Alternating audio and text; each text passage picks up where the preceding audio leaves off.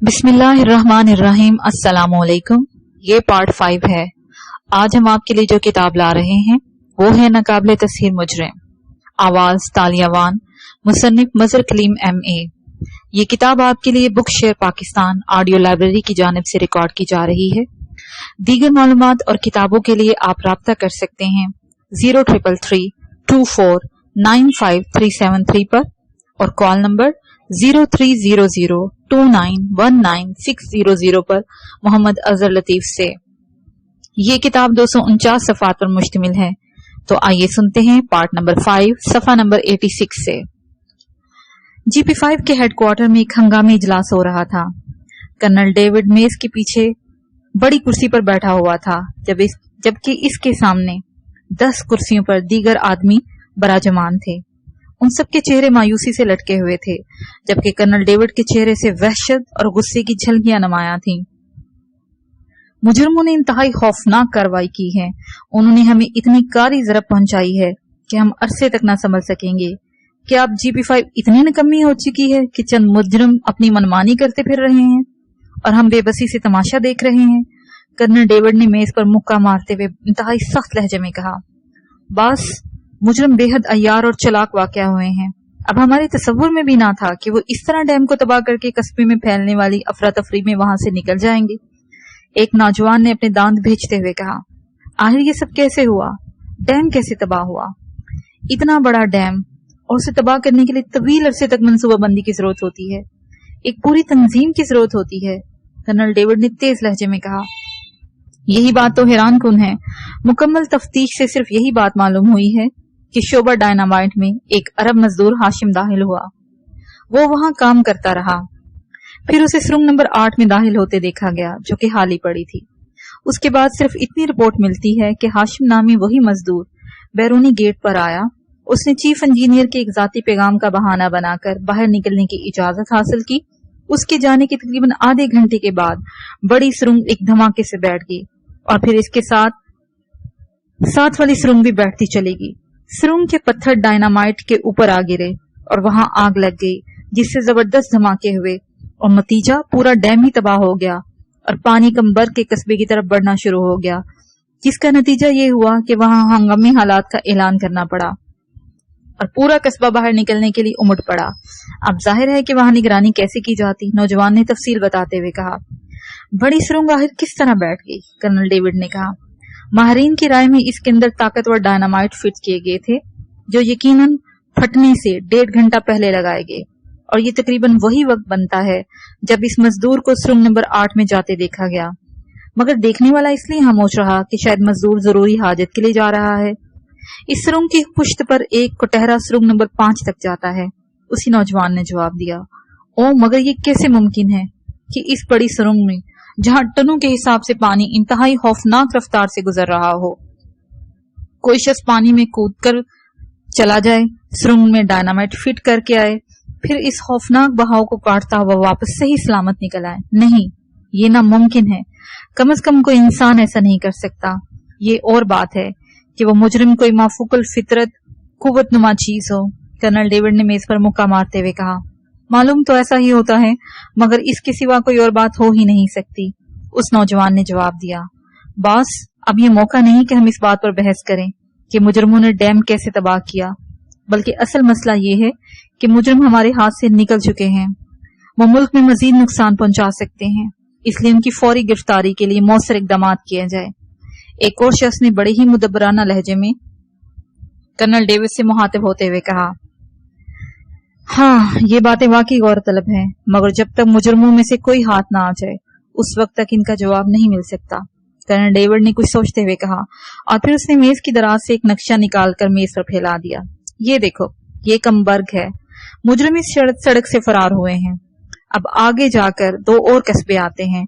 इन 2 कस्बों की तफसील ये है, इन 2 कस्बों के दरमियान ये एक अहम पुल है जो मशरकी इसराइल को मगरबी इसराइल से मिलाता है, और जहां तक मैं समझता हूँ मुजरिम इस पुल को उड़ाने की कोशिश करेंगे। अगर ये पुल तबाह हो गया तो ये एक ऐसा नुकसान होगा जिसका तसव्वुर भी महाल है। लिहाजा मेरा ख्याल है कि हम हर तरफ से तवज्जो हटाकर फिलहाल इस पुल पर अपनी तवज्जो मरकूज कर दें।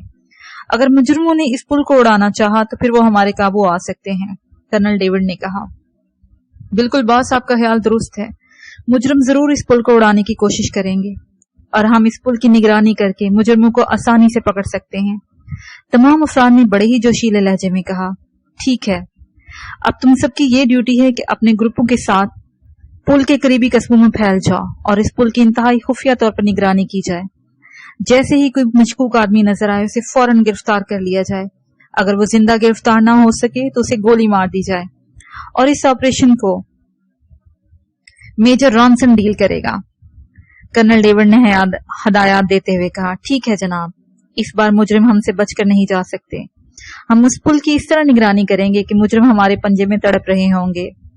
کونے میں بیٹھے ہوئے کرہ چہرے والے میجر رانسن نے جوشیلے لہجے میں کہا، اوکے، میٹنگ برخاست، مجھے باقاعدہ رپورٹ ملتی رہنی چاہیے۔ کرنل ڈیوڈ نے سکون کی سانس لیتے ہوئے کہا، اور اس کے ساتھ ہی وہ 10 افراد اٹھے اور پھر ایک ایک کر کے کمرے سے باہر نکل گئے۔ اگلا پیراگراف۔ کمبک سے کافی دور نکل آنے کے بعد عمران نے سڑک کے کنارے بنے ہوئے ایک چھوٹے سے ریسٹورینٹ کے سامنے گاڑی روک دی۔ آؤ کچھ کھا پی لیں اور آئندہ کا لاحِ عمل بھی طے کر لیں، عمران نے مسکراتے ہوئے کہا، اور پھر وہ سب کار سے باہر نکل آئے۔ چند لمحوں کے بعد وہ سب ایک بڑے سے کیبن میں بیٹھے ہوئے تھے۔ عمران نے ویٹر کو خاصا تگڑا قسم کا آرڈر دے دیا تھا۔ عمران صاحب، میری سمجھ میں نہیں آتا کہ آخر ہم خانہ بدوشوں کی طرح کب تک گھومتے رہیں گے۔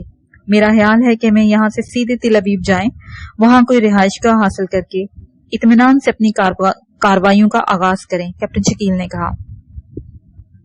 میرا خیال ہے کہ تمہارا ارادہ یہاں کوئی بزنس وغیرہ کرنے کا ہے، عمران نے بڑے ہی سنجیدہ لہجے میں کہا۔ بزنس؟ کیسا بزنس؟ کیپٹن شکیل نے حیران ہوتے ہوئے پوچھا۔ بھئی تل ابیب میں تمہارا شاندار دفتر ہو اور ہم سب تمہارے سیلز مین ہوں اور سیلز مین بن کر پورے اسرائیل میں تمہاری فرم کا مال فروخت کرتے پھرے، عمران نے جواب دیا۔ یہ بات نہیں، مگر کیپٹن شکیل نے کچھ کہنا چاہا۔ ارے ٹھہرو، آئیڈیا اچھا ہے، واقعی اب تک ہمارا منصوبہ ناکام رہا ہے۔ ہم نے مجرموں کو بجائے سیکرٹ ایجنٹوں جیسا رویہ اختیار کر رکھا ہے۔ یہ اچھا آئیڈیا ہے کہ تل ابیب میں کسی بڑی فرم پر قبضہ کیا جائے، پھر اسے ہیڈ کوارٹر بنا کر ہم اپنی کارروائیوں کو آغاز کریں، عمران نے ہاتھ اٹھاتے ہوئے کہا۔ واقعی اچھا آئیڈیا ہے، جولیا نے بھی تائید کرتے ہوئے کہا۔ میں مینیجنگ ڈائریکٹر، جولیا میری سیکرٹری، جوزف میرا باڈی گارڈ اور صفدر کیپٹن شکیل سفری سیلز مین۔ واہ، مزہ آ جائے گا، عمران نے میز پر ہاتھ مارتے ہوئے کہا۔ مگر اس سے پہلے کوئی اور کچھ کہتا، ویٹر کیبن میں داخل ہوا اور اس نے کھانے کے برتن میز پر چن دیے۔ اچھا بھئی، پہلے تام پھر کام، عمران نے کہا، اور پھر اسی قدر تیزی سے کھانے میں جٹ گیا جیسے وہ صرف اسی کام کے لیے یہاں آیا ہو۔ کھانے کے دوران مسلسل خاموشی چھائی رہی، پھر ویٹر برتن سمیٹ کر لے گیا اور عمران نے کافی کا آرڈر دے دیا۔ جب ویٹر چلا گیا تو عمران نے جیب سے نقشہ نکالا اور اسے میز پر پھیلا کر غور سے دیکھنے لگا۔ یہاں سے 50 کلومیٹر دور آگے ایک چھوٹا سا قصبہ ہے۔ اس قصبے سے 2 کلومیٹر آگے یہ پل ہے۔ یہ پل بڑا اہم ہے۔ اس پل کے ذریعے مشرقی اور مغربی اسرائیل کا رابطہ ہے۔ اگر اس پل کو اڑا دیا جائے تو اسرائیل پر ایک اور کاری ترین ضرب لگائی جا سکتی ہے، عمران نے کچھ سوچتے ہوئے کہا۔ مگر یہ بھی تو ممکن ہے کہ ڈیم کی تباہی سے GP5 الرٹ ہو گئی ہو اور پل کی خاص طور پر نگرانی کی جا رہی ہو، صفدر نے جواب دیا۔ اسی لمحے ویٹر کافی لے کر کیبن میں داخل ہوا اور اس نے کافی کی پیالیاں ان کے سامنے رکھ دی۔ ویٹر کے جانے کے بعد عمران نے کہا، ہاں ایسا ہونا لازمی بات ہے۔ تم لوگ ایسے کرو، تل ابیب چلے جاؤ، وہاں مشرقی شاہراہ پر ایک ہوٹل ہے جس کا نام الغرب ہے۔ اس کا مالک داؤد میرا پرانا دوست ہے، اسے پرنس آف ڈم کا حوالہ دینا، وہ تمہیں میرے آنے تک پناہ دے گا۔ عمران نے کہا، کیا مطلب، کیا آپ یہاں رہیں گے؟ کیپٹن شکیل نے چونکتے ہوئے کہا، ہاں، میں کوئی کام ادھورا چھوڑنے کا قائل نہیں، میں اس پل کا کام کروں گا اور اسے مکمل کرنے کے بعد تم سے آ ملوں گا، عمران نے جواب دیتے ہوئے۔ مگر باس، میں آپ کے ساتھ رہوں گا ہر قیمت پر، اگر آپ نہ مانے تو پھر میں خودکشی کر لوں گا، جوزف نے اچانک مضبوط لہجے میں کہا۔ او ٹھیک ہے، عمران غور سے جوزف کی طرف دیکھتے ہوئے کہا۔ ٹھیک ہے، جوزف میرا ساتھ دے گا، اور پھر اس کے ساتھ ہی عمران اٹھ کھڑا ہوا۔ مگر عمران صاحب، صفدر نے کچھ کہنا چاہا۔ اچھے بچے ضد نہیں کیا کرتے، شاباش، تم لوگ جاؤ، میں ٹافیوں کا پیکٹ لے کے فوراً پہنچ جاؤں گا، عمران نے اسے پچکارتے ہوئے کہا۔ اور وہ سب ہنس پڑے۔ عمران نے کاؤنٹر پر ادائیگی کی، پھر وہ سب دوبارہ کار میں آ کر بیٹھے اور کار ایک بار پھر ہائی وے پر رواں دواں ہوگی۔ 50 کلومیٹر کا فاصلہ طے کرنے کے بعد انہیں وہ قصبہ ملا، مگر عمران وہاں رکا نہیں بلکہ کار آگے بڑھاتا چلا گیا، اور پھر انہیں دور سے وہ پل نظر آ گیا۔ یہ کافی بڑے دریا پر بنا ہوا تھا۔ اس پل کی لمبائی تقریباً 2 کلومیٹر کے برابر تھی۔ پل لوہے کے بڑے بڑے گارڈروں کا بنا ہوا تھا۔ پل پر ریل کی پٹری تھی، جبکہ پل کے نیچے ریل کی پٹری تھی، جبکہ پل کے اوپر سڑک بنائی گئی تھی، اور اس طرح اس پل سے دوہرا کام لیا جا رہا تھا۔ چند لمحوں کے بعد وہ پل پر پہنچ گئے۔ یہاں پل کے دونوں اطراف میں حفاظتی چوکیاں بنی ہوئی تھی، مگر چونکہ سڑک پر ٹریفک کا خاصا رش تھا اس لیے وہاں کسی کو روکا نہیں جا رہا تھا۔ عمران کی کار تیزی سے پل کے اوپر سے گزرتی چلی گئی۔ عمران کی تیز نظریں پل اور اس کے ارد گرد کے علاقے کا جائزہ لے رہی تھی۔ تھوڑی ہی دیر کے بعد وہ پل کراس کر گئے۔ پل سے تھوڑی دور ایک بڑا شہر راک سٹی تھا۔ یہ خاصا بڑا شہر تھا اور یہاں لوگوں کی کافی گہما گہمی بھی تھی۔ عمران نے شہر میں پہنچ کر کار ایک طرف روکی اور پھر وہ دروازہ کھول کر باہر آ گیا۔ جوزف تم باہر آ جاؤ اور اپنا اور میرا سامان بھی لیتے آنا، اور تم لوگ سیدھے تل ابیب جاؤ اور جیسا میں نے کہا ہے ویسا ہی کرو، عمران نے سنجیدہ لہجے میں کہا، اور صفدر نے سر ہلا دیا۔ اس نے کار کی ڈرائیونگ سیٹ سنبھال لی۔ اتنے میں جوزف نے گاڑی میں سے 2 تھیلے نکال لیے۔ عمران نے گاڑی آگے بڑھانے کا اشارہ کیا، اور جب کار آگے بڑھ گئی تو عمران نے جوزف کو اپنے پیچھے آنے کا اشارہ کیا، پھر وہ تیزی سے ایک بغلی گڑی کی طرف بڑھتا چلا گیا۔ جوزف سامان اٹھائے بڑی فرما برداری سے عمران کے پیچھے چل رہا تھا۔ مختلف گلیوں سے گزرنے کے بعد عمران ایک چھوٹے سے مکان کے دروازے پر جا کر رک گیا۔ عمران نے ہاتھ اٹھا کر دروازے پہ دستک دی۔ چند لمحوں کے بعد دروازہ کھلا اور ایک لمبا تڑنگا آدمی انہیں خوفناک نظروں سے گھورنے لگا۔ کیا بات ہے؟ اس آدمی نے بڑے ہی کرخت لہجے میں پوچھا۔ ساراب سے کہو کہ پرنس ملنے آیا ہے، عمران نے بڑے ہی لاپرواہ لہجے میں کہا۔ ساراب نہیں ہے، جاؤ بھاگ جاؤ، اس آدمی نے ایک جھٹکے سے دروازہ بند کرتے ہوئے کہا۔ باس تم ہٹ جاؤ، میں ساراب کو بھی اندر سے نکال لاتا ہوں، جوزف نے پھنکارتے ہوئے کہا۔ دھیرج بلیک پرنس، دھیرج، عمران نے مسکراتے ہوئے جواب دیا اور ایک بار پھر دروازے پر دستک دی۔ اس بار وہ اس وقت تک دروازے پر دستک دیتا رہا جب تک دروازہ ایک جھٹکے سے نہیں کھلا۔ اس بار بھی حسب توقع دروازے پر پہلے والا آدمی ہی تھا۔ اس کی آنکھیں غصے سے شعلوں کی طرح دہک رہی تھیں۔ پھر اس سے پہلے کہ وہ کچھ کہتا، عمران نے بڑی پھرتی سے اس کا ہاتھ پکڑا اور دوسرے لمحے عمران کے ہاتھ ایک محسوس جھٹکے سے اٹھے اور وہ لمبا تڑنگا آدمی اس کے اوپر سے ہوتا ہوا پیچھے کھڑے جوزف کے سامنے سڑک پر جا گرا، اور اس سے پہلے کہ وہ سنبھلتا جوزف کی لات حرکت میں آئی اور اس آدمی کے حلق سے بھیانک چیخ نکل گئی۔ اسی لمحے عمران اچھل کر مکان میں داخل ہو گیا اور جوزف نے بھی اس کی پیروی کی۔ عمران نے مڑ کر دروازہ اندر سے بند کر دیا۔ یہ ایک تنگ سی راہداری تھی۔ راہداری کے آخر میں ایک اور دروازہ تھا جو کہ کھلا ہوا تھا۔ اس میں سے سیڑھیاں نیچے کی طرف جا رہی تھی۔ وہ دونوں تیزی سے سیڑھیاں اترتے چلے گئے۔ سیڑھیوں کا اختتام ایک اور دروازے پر ہوتا تھا جو اندر سے بند تھا۔ عمران نے ہاتھ بڑھا کر اس دروازے پر دستک دی۔ دوسرے لمحے دروازے کے درمیان میں ایک گول سوراخ پیدا ہوا جس کے پیچھے سے سیاہ رنگ کی آنکھیں جھانک رہی تھیں۔ ساراب سے کہو پرنس آیا ہے، عمران نے بڑے ہی باوقار لہجے میں کہا۔ جانی کہاں ہے اور تم کون ہو؟ دوسری طرف سے حیرت انگیز آواز سنائی دی۔ جانی مکان کے باہر کھڑا ہے، اس نے مجھے روکنے کی کوشش کی، اور سنو مجھے یہ باتیں اچھی نہیں لگتی، عمران نے سخت لہجے میں کہا۔ دوسرے لمحے گول سوراخ تاریک ہو گیا۔ باس اگر کہو تو دروازہ توڑ دوں، جوزف نے کہا۔ ارے نہیں، ساراب بیچارہ غریب آدمی ہے، کہاں سے وہ نیا دروازہ لگائے گا، عمران نے ہنستے ہوئے کہا۔ اور اس سے پہلے کہ جوزف کچھ کہتا دروازہ ایک جھٹکے سے کھلا اور اس کے سامنے ایک چھوٹے سے کمرے میں 5 آدمی ہاتھوں میں چاقو سنبھالے بڑی ہی کینہ-توز نظروں سے عمران اور جوزف کو دیکھ رہے تھے۔ ان 5 کے سامنے ایک قوی ہیکل اور دیو جیسا آدمی کھڑا تھا۔ وہ خالی ہاتھ تھا مگر اس کی تیز نظریں ان دونوں پر جمی تھی۔ بھئی بہت خوب، بڑا ہی شاندار استقبال ہو رہا ہے، عمران نے بے اختیار تالی بجاتے ہوئے کہا، اور پھر وہ قدم آگے بڑھا کر کمرے میں داخل ہو گیا۔ جوزف کی اس کے پیچھے تھا، نیم دائرے کی صورت میں کھڑے ہوئے چاقو بردار ایک قدم پیچھے ہٹ گئے، البتہ وہ دیونما آدمی وہیں کھڑا رہا۔ ساراب کہاں ہے؟ उसे कहो पर्दे से बाहर आ जाए, इमरान ने मुस्कुराते हुए कहा। मगर दूसरे ही लम्हे इमरान फुर्ती से एक तरफ हट गया, क्योंकि कवि हैकल आदमी का हाथ बिजली की तेजी से हरकत में आया था, और इमरान अगर बर वक्त वहां से न हट जाता तो यकीनन उसकी पूरी बतीसी बाहर गिर जाती। जोसेफ इस दौरान सामान फर्श पर रख चुका था। फिर इससे पहले कि इमरान जोसेफ को कुछ कहता, जोसेफ धाड़ता हुआ उस बेहकल आदमी के सामने आ खड़ा हुआ। तुमने बाज पर हाथ उठाया है जोसेफ की मौजूदगी में, अब तुम जिंदा नहीं बच सकते। जोसेफ का गुस्सा पूरे अरूज पर था। ओ हकीर कीड़े, तुम्हारी ये जुर्रत, उस देवहैकल आदमी ने हकारत अमेज लहजे में कहा। मगर इससे पहले कि इसका फिक्रा मुकम्मल होता, जोसेफ का हाथ तेजी से हरकत में आया और कमरा एक जोरदार थप्पड़ की आवाज से गूंज उठा। जोसेफ ने उस कवि हैकल आदमी के दाएं रुखसार पर खूबसूरत और ताकतवर पंच रसीद किया था, और फिर तो जैसे कमरे में भूचाल सा आ गया। वो कवि हैकल शख्स बिजली की तरह उछलकर जोसेफ पर टूट पड़ा। इमरान और उस कवि हैकल आदमी के साथी खामोशी से एक तरफ खड़े थे। शायद उन्हें यकीन था कि वो कवि हैकल आदमी जोसेफ को ठीक कर देगा, मगर जोसेफ आखिर जोसेफ था, इमरान का तरबियत याफ्ता।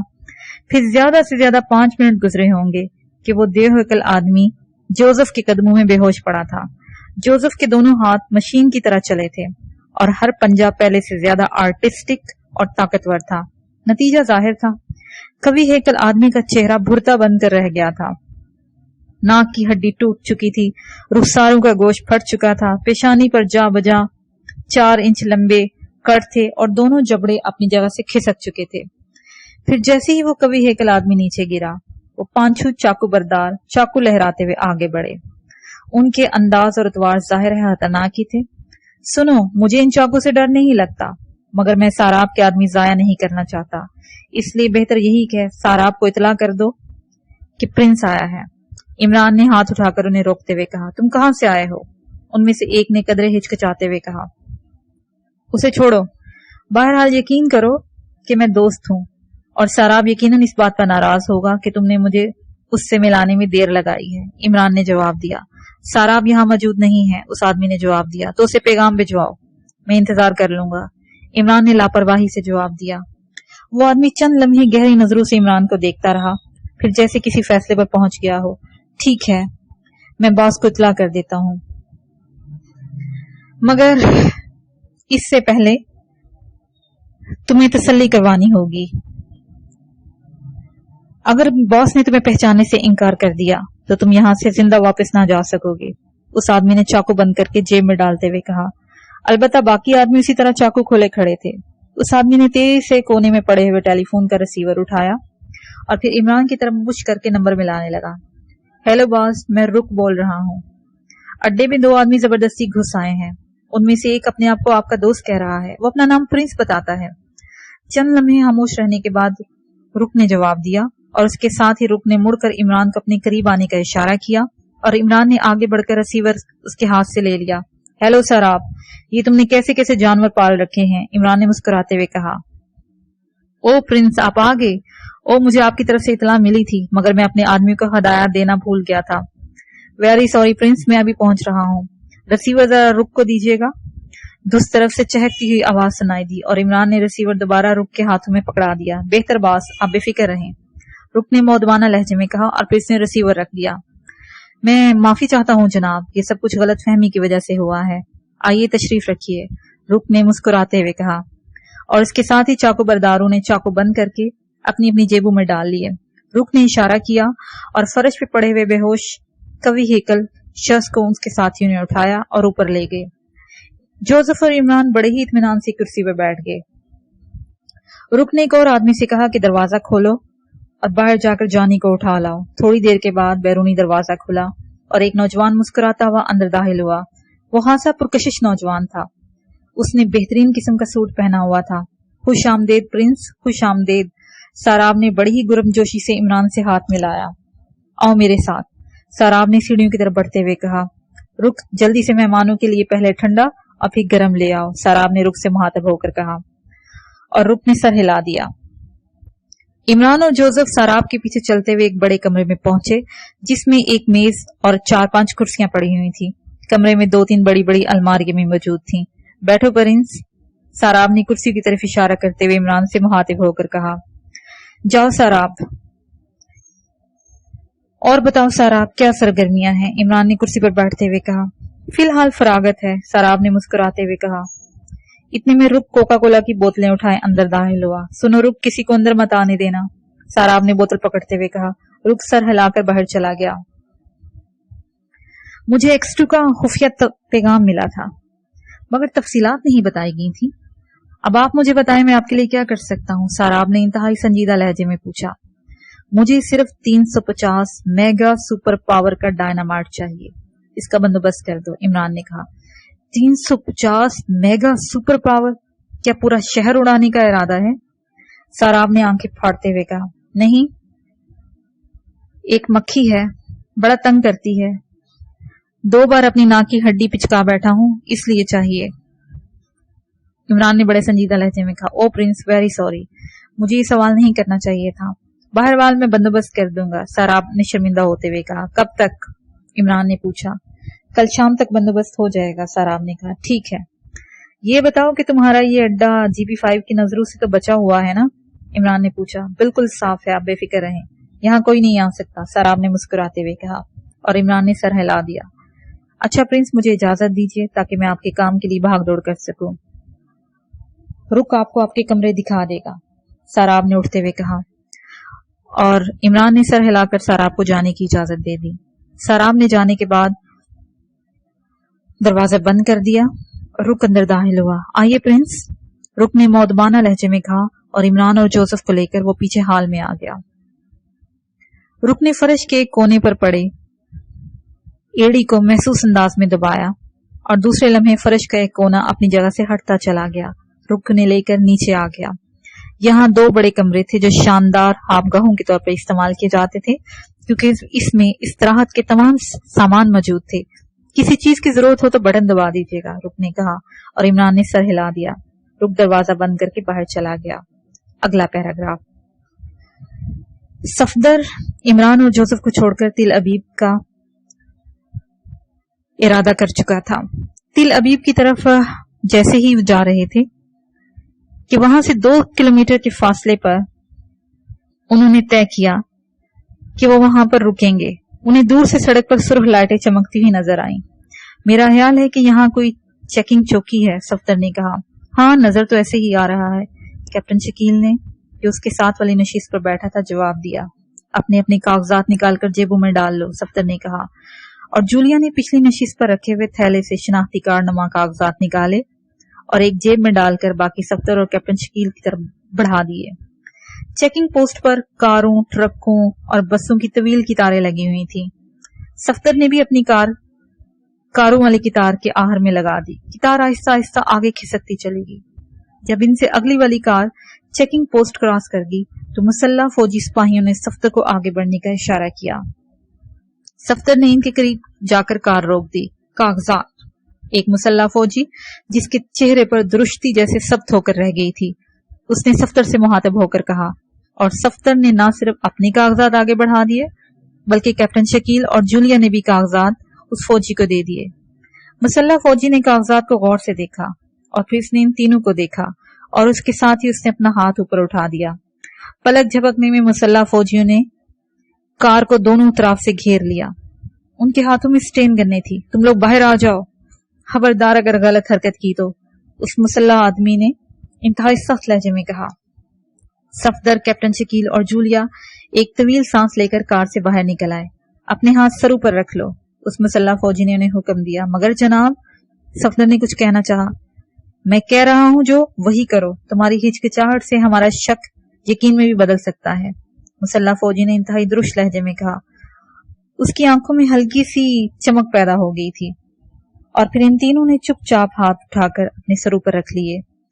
کار ایک طرف لگا دو، مسلح فوجی نے دوسروں کو حکم دیا، اور پھر وہ ان تینوں کو دھکیلتا ہوا قریب کے ایک چھوٹے سے کمرے میں لے آیا جہاں 3 مسلح فوجی پہلے سے موجود تھے۔ تمہارے باقی 2 ساتھی کہاں ہیں؟ مسلح فوجی نے کمرے میں داخل ہوتے ہوئے درشت لہجے میں کہا۔ 2 ساتھی؟ آپ کیا کہہ رہے ہیں؟ صفدر نے حیران ہونے کی اداکاری کرتے ہوئے کہا۔ سنو، مجھ سے اڑنے کی کوشش مت کرو، ہمیں تمہارے متعلق اطلاع مل چکی ہے۔ تم 5 افراد تالے کی کار میں कम्बख्त से फरार हुए थे। ताले ने बड़ी देर के बाद और बेइंतहा तशद्दुद बर्दाश्त करने के बाद ये बताया है। चूंकि काफी देर हो चुकी थी, इसलिए अंदाजे के मुताबिक यहाँ चेक पोस्ट कायम की गई और तुमसे हमाकत ये हुई कि तुमने कार की नंबर प्लेट भी तब्दील नहीं की। बहरहाल इतला के मुताबिक तुम 5 अफराद थे, अब 3 हो, बाकी 2 किधर हैं? मुसल्लह आदमी ने बड़े ही सुकून अमेज लहजे में कहा, आप यकीन कीजिए, सफ्दर ने कुछ कहना चाहा, मगर उसी लम्हे फौजी तेजी से पीछे हटा। इन्हें गोली मार दो, हम खुद ही इसके बाकी 2 साथियों को ढूंढ लेंगे। फौजी ने अपने साथियों से कहा और 5 स्टेन गन्ने तेजी से इनकी तरफ तन गईं। ठहरो, मैं बताता हूँ, सफ्दर ने तेजी से कहा और स्टेन गन्ने कदरें झुक गईं। वो पुल के करीब कस्बे में उतर गई हैं, सफ्दर ने जवाब दिया। पुल के पार वाले कस्बे में या पुल से पहले वाले कस्बे में? फौजी ने मुस्कुराते हुए कहा, पुल क्रॉस करके जो कस्बा आता है वो वहां उतर गए हैं। सफ्दर ने जवाब देते हुए कहा, ठीक है, हम दोनों कस्बों को चेक कर लेंगे, फिलहाल तुम तो अपनी जानें बचा ली हैं, फौजी ने कहा और फिर इन्हें दीवार की तरफ मुंह करके खड़े होने का हुक्म दिया। चंद ही लम्हों के बाद इनकी जेबों से असला निकाल लिया गया और उनके हाथ मजबूती से इनकी पुष्ट पर बांध दिए गए। फिर एक लंबी चौड़ी कार में इन्हें सवार करा दिया गया। कार की पहली नशिस्त के पीछे यके बाद दीगरे 2 नशिस्तें थीं। दरमियानी नशिस्त पर इन तीनों को बैठा दिया गया और आखिरी नशिस्त पर मुसल्लह फौजी बैठे थे। अब इनके हाथों में रिवॉल्वर थे। ड्राइविंग सीट पर वही फौजी था जिसने इन्हें चेक किया था। इसके साथ एक और फौजी बैठ गया और फिर कार हासी तेज रफ्तारी से तिल अबीब की तरफ बढ़ने लगी। तुम हमें कहाँ लेके जा रहे हो? सफदर ने सवाल किया। कैप्टन शकील और जूलिया मुस्तकिल खामोश थे। तिल अबीब, ड्राइविंग करने वाले फौजी ने मुख्तसिर सा जवाब दिया। कार हाईवे पर दौड़ती चली गई। अब रात का अंधेरा भी हासा गहरा हो चुका था। कार के अंदर की लाइट भी बंद थी। सफदर ने बड़े ही इत्मीनान से अपने नाखूनों में लगे हुए ब्लेडों से हाथों पर बंधी हुई रस्सी काटी और अपने हाथ आजाद कर लिए। फिर उससे महसूस अंदाज में कैप्टन शकील का कंधा दबाया। जवाब में कैप्टन शकील ने भी उसी अंदाज में जवाब दिया और सफदर समझ गया कैप्टन शकील भी हाथ आजाद करा चुका है। चंद लम्हों के बाद जूलिया की तरफ से भी जवाब मिल गया। कार में अंधेरे की वजह से उनके हाथों की हरकत सिपाहियों से ओझल रही थी और फिर सिपाही भी तवील सफर के दौरान रिवॉल्वर उठाए थक चुके थे, इसलिए उन्होंने रिवॉल्वर अपने घुटनों पर रख लिए थे। उन्हें इत्मीनान तो पहले ही था कि इन लोगों के हाथ बंधे हुए हैं। फिर कार एक कस्बे से गुजरती हुई जब आगे बढ़ी तो सड़क के दोनों तरफ में दूर दूर तक सुनसान मैदान नजर आ रहा था जो न जाने कहां दूर तक चला गया था। सफदर काफी देर से किसी ऐसे ही मौके की तलाश में था। महसूस अंदाज में उसने करीब बैठे हुए कैप्टन शकील का कंधा दबाया और कैप्टन शकील ने जूलिया को भी होशियार रहने का कहा। रोको रोको, गाड़ी रोको। अचानक सफदर ने दांत बेचते हुए कहा, क्या बात है, खामोश रहो। फौजी ड्राइवर ने चौंक कर कहा, मुझे पेशाब की शदीद हाजत हो रही है, 1 मिनट के लिए गाड़ी रोक दो। सफदर ने ऐसे लहजे में कहा जैसे तकलीफ के मारे उसकी जान निकल रही हो। अच्छा ठीक है, ड्राइवर ने कुछ सोचते हुए कहा और उसके साथ ही कार सड़क के किनारे एक तरफ रोक दी। इसे नीचे उतार कर ले जाओ और फारिग करा लाओ, जल्दी करो, ड्राइवर ने पीछे बैठते हुए एक फौजी से कहा और उस फौजी ने अपने करीब लगा हुआ हैंडल दबाकर दरवाजा खोला और नीचे उतर आया। उसे नीचे उतरकर सफदर को बाजू से पकड़ा और उसे नीचे उतारने लगा। सफदर के दोनों हाथ उसी अंदाज में पीछे को मुड़े हुए थे जैसे उसके हाथ अभी तक बंधे हुए हों। सिपाही ने एक हाथ में रिवॉल्वर पकड़ रहा था और दूसरे हाथ से उसने सफदर का बाजू थामा हुआ था। सिपाही की हरकत से साफ महसूस हो रहा था जैसे बैठे बैठे वो थक गया हो, इसलिए उसका अंदाज बेहद ढीला हो रहा था। इधर पीछे ले चलो, मैं सबके सामने पेशाब नहीं कर सकता, सफदर ने कहा और सिपाही सर हिलाता हुआ उसे पीछे ले गया।